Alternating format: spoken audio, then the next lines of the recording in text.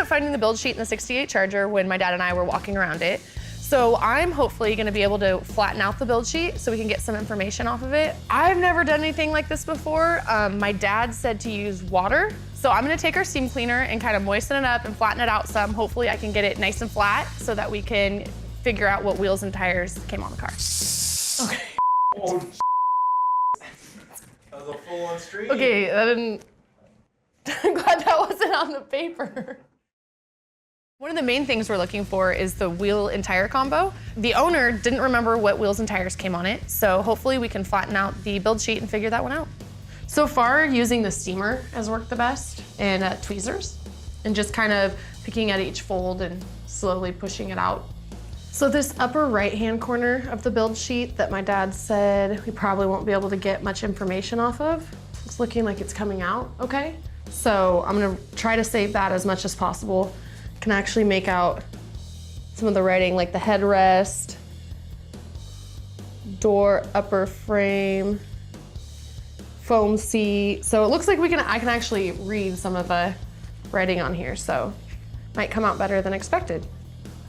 So what I'm trying to figure out now is if this back piece back here is attached like that, because I've gotten it mostly, or if it's just stuck to the build sheet by a sticky substance and it actually isn't attached straight.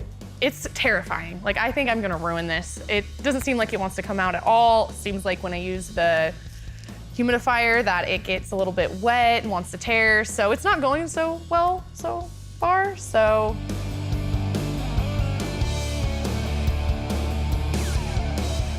Okay, it looks like we found the wheel and wheel covers. So the wheel says 16B, wheel covers 79. I don't know what that means, but my dad will definitely know what that means. And I think that's the information we were missing for this Charger. So I got the build sheet as good as it's gonna get, I think. I think my dad's gonna be pretty surprised. I think it turned out better than expected. So this is the way I believe it went in the car.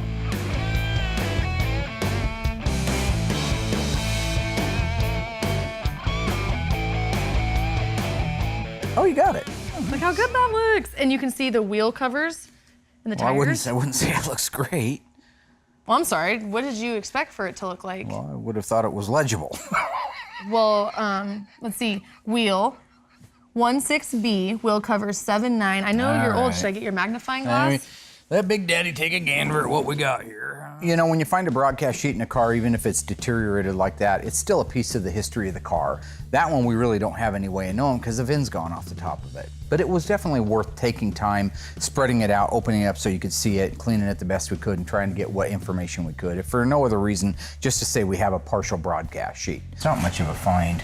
And so back then, of course, it was new and it was legible. Now it's pretty chewed up with rust and it's not very legible. Regardless that we didn't get any information off of it, really, I still think that it was really valuable for me to learn how to do it. I will ask Tony, because I'm not really up to speed on that 16B wheel. I have a feeling that's a black wheel and 79's a wheel cover.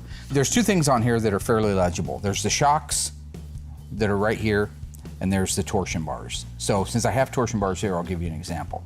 So here, that number 780. Yep.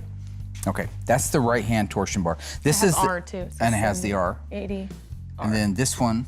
Now these are the Hemi bars, so these are bigger around than the ones that came out of that Charger. Therefore, they hold more weight. And they put the Hemi suspension because they wanted the car to be more stable, and a 440 and a 426 Hemi, which are the two engines that would have came in an RT, one optional 426 Hemi, the 440 standard, are both much heavier than the 383. So they wanted a heavier bar.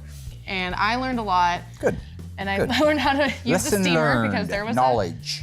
There's a learning curve there with the steamer, so. You used a steamer? I used a steamer to like help bring. Not on my oak humidifier. table upstairs. No, not on your oak table.